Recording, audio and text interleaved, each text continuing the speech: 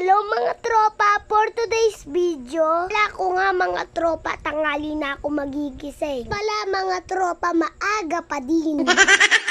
Alam ko ang nasa isip nyo, bunga nga si mama. Hindi mga tropa.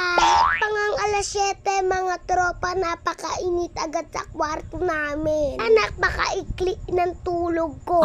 Talaga ako lumaki. Makahanap ako ng trabaho. Gawin kong rep tong bahay namin. Pero mga tropa, pag nagyari yun, lalo ako mai-stress. What? Kasi diba alam niyo naman, may mga kapatid akong tamad at masisiba.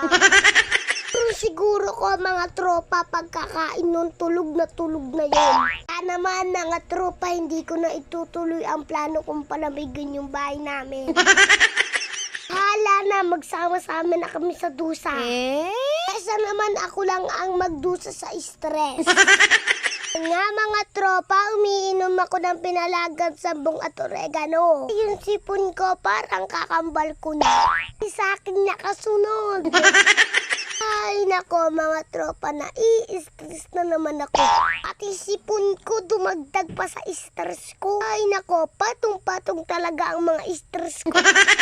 Pamula na sa mga kapatid kong masisiba kay Papang Adongis. Nga mga tropa, may nabili si Mamang isda. Kaya itong ate ko nililinisan na. Di ako magpapanggap na marurong dyan mga tropa. Kasi di ko pa kaya dyan mga tropa. Kaya ko lang ang linisin glagunggo. Basic lang sa akin, tanggalan yun ng bituka. Nakainis na naman na tropa nyo. Ate kong tamad, nagpapanggap, kaya si mama na lang ang naglinis. Dito talaga sa pamamahay na to, ako lang talaga ang masipag. What? Ako rin ang hindi nagpapanggap na masipag. Ay, totoong masipag ako mga tropa. Ito nga mga tropa, rinobalisan ko na itong harapan namin. Kasi dito na naman tinambak ng mga kapatid kong tamad ang dumi. Lapit-lapit na nga ng basura, hindi pa naledun tinapon. Wala na talaga silang pag-asa. Ang kapatid kong certified na tamad, nagugas na naman ng pinggan. O sige, panggap na lang ng panggan.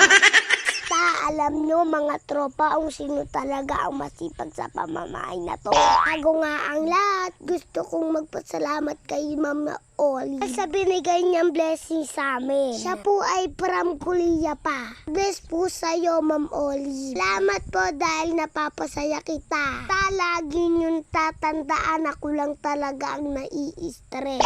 Siyempre, shoutout din sa mga tropa natin dyan at sa mga OFW. Di ko naman kayo lahat na isa-shoutout, mahal ko pa rin kayo. Sa mga tropa, matatapos na pala tong video ko. Kung hindi pa nga kayo nakapollow sa amin, i-follow nyo na kami. Like and share nyo na rin tong video namin. Naman hanggang dito na lang. Bye-bye!